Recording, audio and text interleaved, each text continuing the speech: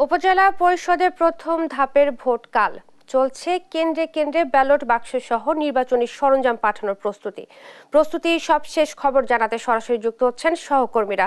প্রথমেই ময়মনসিংহ থেকে যুক্ত হচ্ছেন ইলিয়াস আহমেদ। ইলিয়াস, নির্বাচনী সরঞ্জাম বিতরণ শুরু হয়েছে কিনা এবং আইন শৃঙ্খলা বাহিনীর প্রস্তুতি কতদূর, বিস্তারিত জানাবেন। ধন্যবাদ। নির্বাচনী সরঞ্জামাদি এখনো পর্যন্ত শুরু হয়নি, অর্থাৎ সকাল 11টার দিকে শুরু হবে।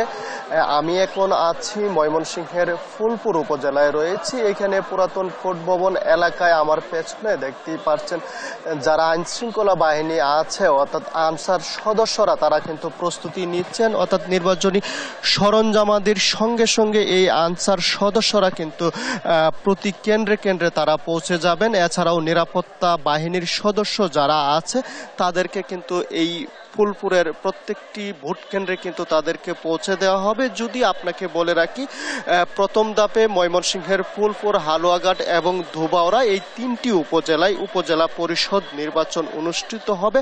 অর্থাৎ আগামীকাল সকাল 8টা থেকে ভোট গ্রহণ শুরু হয়ে বিরতিহীনভাবে চলবে বিকাল 4টা পর্যন্ত। ইতিমধ্যে আমরা দেখেছি নির্বাচন অফিস থেকে কিন্তু তাদের যে কার্যক্রম সেটি কিন্তু সম্পূর্ণ করা হয়েছে। অর্থাৎ যদি বলি যে এই তিনটি উপজেলায় চেয়ারম্যান পদে 16 জন এবং ভাইস চেয়ারম্যান পদে 15 জন, নারী ভাইস চেয়ারম্যান পদে 9 জন প্রার্থী প্রতিদ্বন্দ্বিতা করছেন। মোট ভোট কেন্দ্র রয়েছে 239টি। এই তিনটি উপজেলায় ভোটার সংখ্যা 7,45,000-এর কিছু উপরে রয়েছে। অর্থাৎ নির্বাচন কমিশন আমাদেরকে যেটি জানিয়েছেন, যেহেতু দলীয় প্রতীক নেই সেই লক্ষ্যে কিন্তু ভোট কেন্দ্রে ভোটার উপস্থিতির হার কিন্তু অন্যান্য নির্বাচনের চেয়ে এই নির্বাচনে বেশি হবে সেই প্রত্যাশা তারা রাখছেন এবং ভোটাররা যেন নির্বিঘ্নে ভোট কেন্দ্রে আসতে পারে সেই লক্ষ্যে আইন শৃঙ্খলা বাহিনী কিন্তু পর্যাপ্ত মোতায়েন করা হয়েছে এবং তারা বলছেন যে কোনো পেশি শক্তি কেউ ব্যবহার করলে তাদেরকে কিন্তু কোনোভাবেই ছাড় দেওয়া হবে না, সেই বিষয়টি তারা বলছিলেন। এবং আমরা দেখছি যে তাদের যে প্রস্তুতি, অর্থাৎ প্রত্যেকটি কেন্দ্রে আনসার সদস্যের পাশাপাশি পুলিশ, র্যাব এবং স্ট্রাইকিং পোস্ট হিসেবে বিজিবি থাকবেন, সেই বিষয়টি আমাদেরকে নিশ্চিত করা হয়েছে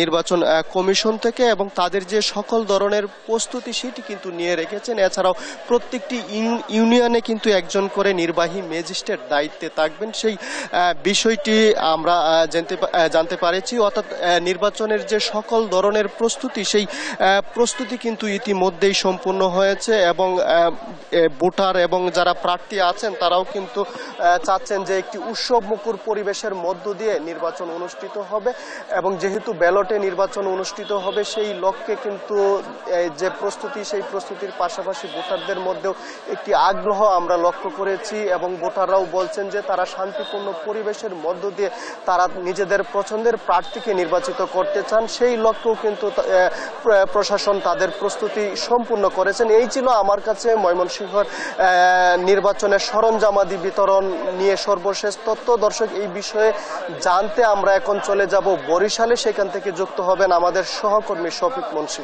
আসলে আপনি যেমনটি বলছিলেন, বরিশাল জেলার যে বাকেরগঞ্জ এবং বরিশাল সদর এই দুইটি উপজেলায় কিন্তু আগামীকাল সকাল 8টা থেকে ভোট গ্রহণ শুরু হবে এবং প্রার্থীদের প্রচারণা কিন্তু গতকাল মধ্যরাতেই শেষ হয়ে গেছে। আমরা আজকে সকালে কিন্তু রিটার্নিং কর্মকর্তা ওহিদুজ্জামান মুন্সির সঙ্গে কথা বলেছিলাম। তিনি আমাদেরকে যে বিষয়টি নিশ্চিত করেছে যে এই দুই উপজেলায় ভোট গ্রহণের জন্য অতিরিক্ত পুলিশ মোতায়েন করা হয়েছে। বাকেরগঞ্জ উপজেলায় নিয়মিত সদস্যের বাইরেও কিন্তু 1400 পুলিশ সদস্য আগামীকাল দায়িত্ব পালন করবেন এবং বরিশাল সদরে এই সংখ্যাটি 1000 এবং তিনি আমাদেরকে জানিয়েছেন যে প্রতিটি ভোট কেন্দ্রে কিন্তু 15 জন আনসার সদস্য দায়িত্ব পালন করবে। এছাড়া বাকেরগঞ্জের প্রতিটি কেন্দ্রে 5 জন এবং বিশেষ কিছু কেন্দ্রে 6 জন পুলিশ সদস্য দায়িত্ব পালন করবেন। বরিশাল সদরে এই সংখ্যা হচ্ছে প্রতিটি কেন্দ্রে 4 জন পুলিশ সদস্য এবং বিশেষ কিছু গুরুত্বপূর্ণ যে কেন্দ্রগুলো আছে সেগুলো 5 জন পুলিশ সদস্য দায়িত্ব পালন করবেন। এছাড়া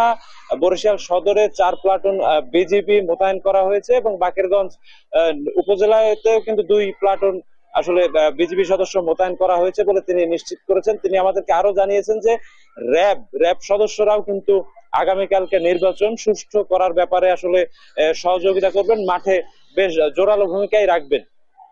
তিনি আমাদেরকে আরো যেটা জানিয়েছেন যে ব্যালট পেপার যেগুলো আছে সেগুলো কিন্তু আগামীকাল সকালে কেন্দ্রে কেন্দ্রে পৌঁছে যাবে, কিন্তু ব্যালট পেপার বাদে অন্য যে সরঞ্জামাদি আছে সেগুলো কিন্তু আজ বেলা 11টা থেকে প্রতিটি কেন্দ্রে পৌঁছানো শুরু করবে। এবং একই সাথে কিন্তু তিনি আরেকটা যে বিষয় নিশ্চিত করেছেন যে বরিশাল সদর উপজেলার দুর্গম দুটি কেন্দ্র আছে যেগুলো আসলে নদী বিধৌত, সেইখানে কিন্তু ব্যালট পেপার আজকেই চলে যাবে। বরিশাল জেলার বাইরে বরিশাল বিভাগের মধ্যে পিরোজপুরের 3টি এবং ঝালকাঠিতে কিন্তু একটি উপজেলাতে আগামীকাল নির্বাচন সম্পন্ন হবে এবং এই নির্বাচন সুষ্ঠু করার ব্যাপারে কিন্তু নির্বাচন কমিশন থেকে সর্বোচ্চ পদক্ষেপ নেওয়ার কথাই বলা হয়েছে। আমরা এখন চলে যাব জয়পুরহাটে, সেখানে আমাদের প্রতিনিধি রেজা আছেন, তিনি জয়পুরহাটের কথা আমাদেরকে জানাবেন। শফিক, আমি একটু জানিয়ে রাখি, জয়পুরহাটের 3টি উপজেলায় নির্বাচন অনুষ্ঠিত হবে আগামীকাল। তো এই উপলক্ষে কিন্তু এখানে আপনি দেখছেন যে এখানে নির্বাচনের যে সরঞ্জাম বিতরণের কিন্তু কার্যক্রম 11টা বা 10:30টার থেকে, অর্থাৎ 10টার পর হওয়ার কথা, কিন্তু এখন একটু পরে সবাই আসছে এবং এখানে কিন্তু নির্বাচনী সরঞ্জাম বিতরণ করা হবে। আমি একটু জানিয়ে রাখি যে আমি এখন দাঁড়িয়ে আছি জয়পুরহাটের খেততাল উপজেলা নির্বাচন অফিসের সামনে। তো এখানে যেটা আমি জানিয়েছি, কালাই, খেততাল, আক্কেলপুরে 3টি উপজেলায় নির্বাচন হচ্ছে। এখানে 34 জন কিন্তু চেয়ারম্যান, ভাইস চেয়ারম্যান এবং মহিলা ভাইস চেয়ারম্যান কিন্তু 34 জন প্রতিদ্বন্দ্বিতা করছেন। এই নির্বাচনে যেটা জেলা নির্বাচন অফিসার এবং রিটার্নিং কর্মকর্তা যেটি জানিয়েছেন আমাকে, সেটা হচ্ছে যে নির্বাচন সুষ্ঠু করার জন্য এবং নির্বাচনের যা যা প্রস্তুতি নেওয়া দরকার, পুলিশ, আনসার, বিজিবি, র্যাব, এক কথায় যে মোটামুটি সব ধরনের প্রস্তুতি জেলা নির্বাচন অফিসার রিটার্নিং কর্মকর্তা ফজলুল করিম যেটি জানিয়েছেন তারা নিয়েছেন।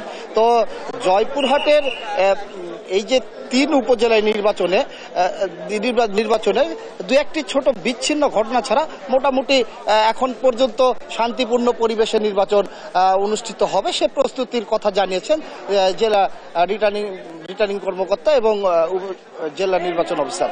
এই ছিল আমার জয়পুরহাট থেকে সর্বশেষ 3 উপজেলার নির্বাচন, কালাইখাতাল উপজেলার নির্বাচনের সর্বশেষ। আমি এখন স্টুডিওতে চলে যাচ্ছি ইসরাতের কাছে। ইসরাত, আপনাদের সবাইকে অসংখ্য ধন্যবাদ। ময়মনসিংহ, বরিশাল এবং জয়পুরহাট থেকে নির্বাচনের খবর জানাচ্ছিলেন সহকর্মী ইলিয়াস আহমেদ, শফিক মুন্সি এবং রেজওয়াল করিম রেজা।